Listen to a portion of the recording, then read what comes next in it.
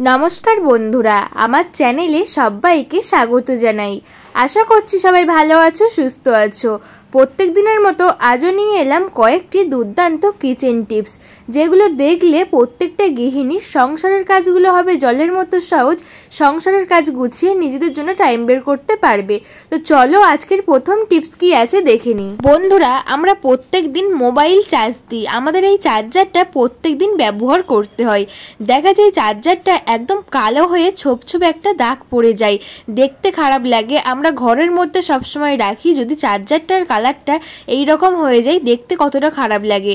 উপরে চার্জারটাও যেমন অবস্থা, তারটাও কিন্তু একদম কালো একটা স্পট পড়ে গেছে। এটাকে আমরা কিভাবে পরিষ্কার করব, তাও আর ফেলে দেওয়া জিনিস দিয়ে। তো চলো দেখে নিই ফেলে দেওয়া জিনিস দিয়ে এটাকে পরিষ্কার করব। নিয়েছি লেবুর খোসা। আমরা লেবু খাওয়ার পরে লেবুর খোসা ফেলে দিই। ফেলে না দিয়ে এই লেবুর খোসাটা আমরা একটু ঘষে নিলে এই চার্জারের গায়ে দেখবে এই কালো স্পট একদম উঠে গিয়ে সাদা ধবধবে হয়ে যাবে।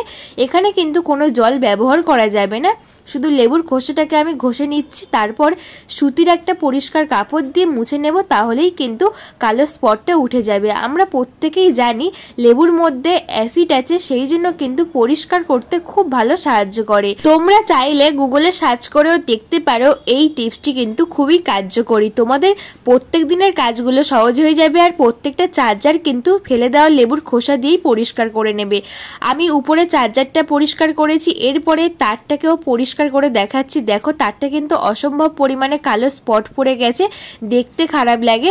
তো আমি কিছুটা পরিষ্কার করে ডিফারেন্সটা দেখিয়ে দিচ্ছি, তারপরে সম্পূর্ণটা পরিষ্কার করছি। দেখো দুটোর ডিফারেন্স দেখো, ওটা কিন্তু একদম পরিষ্কার হয়ে গেছে আর এদিকটা কিন্তু কালো হয়ে আছে। একইভাবে কিন্তু আমি সম্পূর্ণ তারটাকে পরিষ্কার করে নিচ্ছি। বন্ধুরা, আজকে আমার ছোট্ট রিকোয়েস্ট, আজকের আমার এই ভিডিও তোমরা কে কোন জায়গা থেকে দেখছো কমেন্ট করে জানিও, তাহলে আমিও বুঝতে পারবো আমার ভিডিও কতদূর যাচ্ছে। তো দেখো এটাকে পরিষ্কার করে শুকনো সুতির কাপড় দিয়ে মুছে নিয়েছি, একদম কিন্তু পরিষ্কার হয়ে গেছে। আর কাপড়ের মধ্যে যত তেলো ভাব, একটা আটালো ভাব কিন্তু চলে এসছে, একদম পরিষ্কার হয়ে গেছে আমাদের চার্জারটা। তোমরা বাড়ির চার্জারগুলোকে এইভাবে পরিষ্কার করে গুছিয়ে রাখবে। আশা করছি এই আইডিয়া তোমাদের ভালো লেগেছে। কেমন লাগলো কমেন্ট করে জানিও। চলো পরের আইডিয়া দেখে নিই। বন্ধুরা, আমরা গ্যাস ওভেন সবসময় ব্যবহার করি। প্রত্যেকদিন রান্নাবান্না করতে করতে দেখা যায় গ্যাস ওভেনটা যেমন ময়লা হয়, তার সঙ্গে গ্যাস যে বার্নার থাকে এটাও কিন্তু একদম জ্যাম হয়ে যায়। আমরা যতই পরিষ্কার করি না কেন, এই গ্যাস যদি একবার জ্যাম হয়ে যায় এক্সট্রা কিন্তু অনেকটা গ্যাস আমাদের নষ্ট হয়। আর এই বার্নার কিন্তু পরিষ্কার করতে গেলে অনেকটা ঘষা মাজা করতে হয়। আজকে খুব সহজেই গ্যাস বার্নারটা পরিষ্কার করে দেখাবো। এখানে নিয়েছি একটা পাত্র, এর মধ্যে গ্যাস বার্নার দুটোকে আমি বসিয়ে দিচ্ছি। তারপর দেব ভিনিগার। আমাদের প্রত্যেকের বাড়িতে হোয়াইট ভিনিগার থাকে, হোয়াইট ভিনিগার 2 চিপু মতো দিয়ে দিচ্ছি এই গ্যাস বার্নারের মধ্যে। এর ছিদ্রগুলো কিন্তু একদম বন্ধ হয়ে যায়, সেই জন্য কিন্তু এই সমস্যাটা দেখা দেয়। এর মধ্যে দিয়ে দেব লবণ। ভিনিগার দিয়েছি, তারপর লবণ দিয়ে দেব। ভিনিগার ক্লিন করতে খুব ভালো সাহায্য করে, লবণও কিন্তু ক্লিন করতে খুব ভালো সাহায্য করে। এর মধ্যে দিয়ে দেব হারপিক।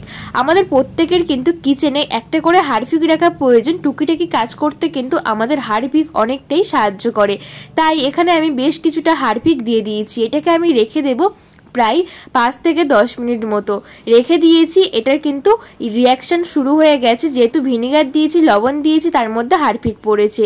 এরপরে একটা পলিথিন হাতের মধ্যে বেঁধে নিচ্ছি, যেহেতু এর মধ্যে হারপিক দিয়েছি। আমার স্কিনে যদি প্রবলেম হয় সেই কারণে কিন্তু অবশ্যই হ্যান্ড গ্লাভস বা হাতের মধ্যে পলিথিন পরে নেবে। তারপরে একটা ব্রাশ দিয়েছি, পুরনো ব্রাশ দিয়ে ঘষে নিলেই কিন্তু একদম পরিষ্কার হয়ে যাবে। এই যে ফুটো ছিদ্রগুলোর মধ্যে খাবার ঢুকে ঢুকে একদম বন্ধ হয়ে গেছে, এটা কিন্তু ছেড়ে যাবে। তাহলে কিন্তু খুব সুন্দর করে আমাদের গ্যাসটা জ্বলবে, কোনো রকম প্রবলেম হবে না। দেখো দুটো বার্নার পরিষ্কার করে নিয়েছি। এরপর এটাকে ধুয়ে তোমাদেরকে দেখাচ্ছি। ভালো করে ঘষা হয়ে গেছে, ধুয়ে নিয়ে চলে আসছি। একদম পরিষ্কার হয়ে গেছে, দেখতেই পাচ্ছ পরিষ্কার হয়ে গেছে। আর ভিতরের ফুটোগুলো কিন্তু একদম ছেড়ে গেছে। এরপরে মুছে আমরা গ্যাস বার্নার যখন লাগাবো দেখবে বন্ধুরা খুব সুন্দর কিন্তু গ্যাসটা জ্বলবে। আশা করছি এই আইডিয়া তোমাদের ভালো লেগেছে। চলো পরের আইডিয়া দেখে নিই। বন্ধুরা, আমরা প্রত্যেকদিন রান্না করতে গেলে কিন্তু আলু কাটি। কারণ আলু ছাড়া আমাদের কোনো তরকারি সম্ভব না। তো সেই জন্য আলু আমরা হয়তো কিছুক্ষণ আগে কেটেছি বা 2-3 ঘন্টা পরে আমরা রান্না করতে যাচ্ছি, দেখা যায় আলুটা কিন্তু এই রকমভাবে কালো হয়ে যায়। আর এই কালো হওয়া আলু কিন্তু রান্না করতে আমাদের কারোরই ভালো লাগে না, মনে হয় আরেকটু কেটে বাদ দিলে বরঞ্চ ফ্রেশ আলু পাবো আর সুন্দর করে রান্না করব। অনেক সময় হয়তো আলু কাটলাম রান্না করবো বলে ইচ্ছা না থাকলে কিন্তু ফ্রিজের মধ্যে রেখে দিই, পরের দিন বের করে দেখছি আলুটা কিন্তু কালো হয়ে গেছে। এই সমস্যা থেকে 1 সেকেন্ডে রেহাই পেতে পারবে এই ভিডিওটা দেখলে। তো এখানে আমি কিছুটা আলু অনেকক্ষণ আগে কেটে রেখেছিলাম, তো কিছুক্ষণ পরে এসে দেখছি কালো হয়ে গেছে। তো এই কালো হওয়া আলু কিভাবে আমরা পরিষ্কার করব। এখানে নিয়েছি একটা পাত্রের মধ্যে জল আর নিয়ে নেব কয়েকটা বরফের টুকরো। বরফের টুকরো জলের মধ্যে দিয়ে আলুটাকে এইভাবে দিয়ে 5 মিনিট ভিজিয়ে রাখবো। তারপর দেখবে বন্ধুরা 5 মিনিট পরে এই আলুটা কিন্তু একদম পরিষ্কার হয়ে যাবে। এর যে কালো একটা কষ ধরেছিল আলুর গায়ে, সেই কষটা কিন্তু খুব সহজেই জলের মধ্যে বেরিয়ে আসবে, আলুটা কিন্তু একদম পরিষ্কার হয়ে যাবে। তো 5 মিনিট হয়ে গেছে, এরপরে আমি আলুটাকে তুলে নিচ্ছি। তো দেখতেই পাচ্ছ আলুটা কিন্তু একদম চকচকে হয়ে গেছে আর জলের কালারটা দেখতেই পাচ্ছ।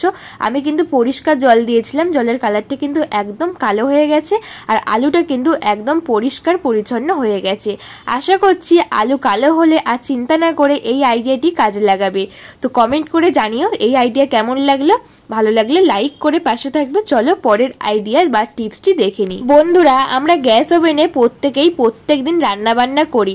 প্রত্যেকদিন রান্নাবান্না করতে করতে দেখা যায় গ্যাস ওভেনের অবস্থা ঠিক এই রকমই হয়। যতই আমরা রান্না করার পরে গ্যাস ওভেনটাকে পরিষ্কার করে রাখি না কেন, প্রত্যেকদিন ভাত বসালে ভাত উতলে পড়ে যায়, ভাতের মার পড়ে যায়, এমনকি চা বসালে চাটাও উতলে পড়ে, দুধ বসালে দুধও উতলে পড়ে যায়, তরকারি করলে তরকারি ছিটকে পুরো টাইলসের মধ্যে ভর্তি হয়ে যায়। আমরা যতই পরিষ্কার করি না কেন তেল ভাব আর এই রকম কিন্তু একটা মরা পড়ে, এমনকি গ্যাস ওভেনটাও কিন্তু অপরিষ্কার হয়। তো এই সমস্যা থেকে আমরা রেহাই পাবো শুধুমাত্র কয়েকটা জিনিস দিয়ে। কোনো রকম ঘষাঘষি করতে লাগবে না, সার্ফ সাবান লিকুইড কিছুই লাগবে না। এখানে নিয়েছি একটা লেবুর খোসা। আমরা লেবু তো ফেলে দিই, লেবু খাওয়ার পর লেবুর খোসাটা ফেলে দিই। এই খোসার মধ্যে দিয়ে দেব 2 চিমটি বেকিং সোডা। লেবুর খোসা আজকের পর থেকে কিন্তু ফেলবে না, এইভাবে কিন্তু সংসারের কাজে লাগিয়ে নেবে। রান্নাবান্না করার পরে গ্যাস বার্নারটা অন্তত পরিষ্কার করে নেবে, গ্যাস ওভেনটা পরিষ্কার করে নেবে। লেবুর খোসার মধ্যে 2 চিমটি বেকিং সোডা দিয়ে যদি আমরা গ্যাস ওভেনের মধ্যে ঘষি তাহলে দেখবে বন্ধুরা যে তেল কালি একটা ভাব থাকে, তেল চিটচিটে রান্নাবান্না তরকারি পরে সেই সব কিছু উঠে গিয়ে একটা গ্লেস ভাব যে চলে গেছিলো সেই গ্লেস ভাবটা কিন্তু ফিরে আসবে, একটা গ্লেসি ভাব আসবে। অনেক সময় দেখা যায় আমাদের গ্যাস ওভেনের চারিদিকটা কিন্তু আরশোলা টিকটিকি আনাগোনা করে, তারাও কিন্তু এই লেবুর একটা স্ট্রং গন্ধের কারণে কিন্তু গ্যাস ওভেনের চারিদিকে আসবে না, গ্যাস ওভেনটা কিন্তু একদম পরিষ্কার হয়ে যাবে। এইভাবে কিন্তু টাইলসটা আমি পরিষ্কার করে নিয়েছি, গ্যাস ওভেনটা পরিষ্কার করে নিয়েছি। এরপর ভিজে একটা সুতির কাপড় দিয়ে মুছে নেব, তাহলেই কিন্তু সুন্দর মতো আমাদের গ্যাস ওভেনটা পরিষ্কার হয়ে যাবে। এইভাবে তোমরা একবার পরিষ্কার করে দেখো, গ্যাস ওভেনটা কিন্তু একদম নতুনের মতো পরিষ্কার থাকবে, কোনো রকম গন্ধ হবে না, এমনকি আরশোলা টিকটিকি গ্যাস ওভেনের চারিদিকে আসবে না, পরিষ্কার পরিচ্ছন্ন হবে, গ্লেসি ভাব একটা নতুনের মতো চলে আসবে, একটা শাইনি করবে। আমি তোমাদের গ্যাস ওভেনের আগের অবস্থা দেখাচ্ছি আর এখনের অবস্থা দেখাচ্ছি, দেখবে কতটা পরিষ্কার হয়েছে, একটা শাইনি ভাব চলে এসছে, নতুনের মতো পরিষ্কার লাগছে। দেখো আগে কতটা অপরিষ্কার ছিল, ভাতের মার পড়ে চায়ের লিকার পড়ে, আর এখন দেখতেই পাচ্ছ একদম পরিষ্কার পরিচ্ছন্ন হয়ে গেছে। আশা করছি আজকের টিপসগুলো ভালো লেগেছে। কোন টিপসটি সবচেয়ে বেশি কাজে আসবে কমেন্ট করে জানাবেন। আমার ফেসবুক পেজ থেকে দেখলে অবশ্যই ফলো করে পাশে থাকবেন, আর ইউটিউব থেকে দেখলে ইউটিউব চ্যানেলটা সাবস্ক্রাইব করে পাশে থাকা বেল আইকনটা প্রেস করে দেবেন, যাতে নতুন নতুন এই ধরনের ভিডিও ছাড়লে সমস্ত ভিডিওর নোটিফিকেশন সবার আগে তোমাদের কাছে পৌঁছয়। আজকের ভিডিও তোমাদের একটু ভালো লেগে থাকলে লাইক কমেন্ট শেয়ার করে আমার পাশে থাকবে, আর নতুন বন্ধুদের কাছে বন্ধু বান্ধব সকলের কাছে শেয়ার করে দেবে। সবাই ভালো থাকবে, টাটা সবাইকে, বাই।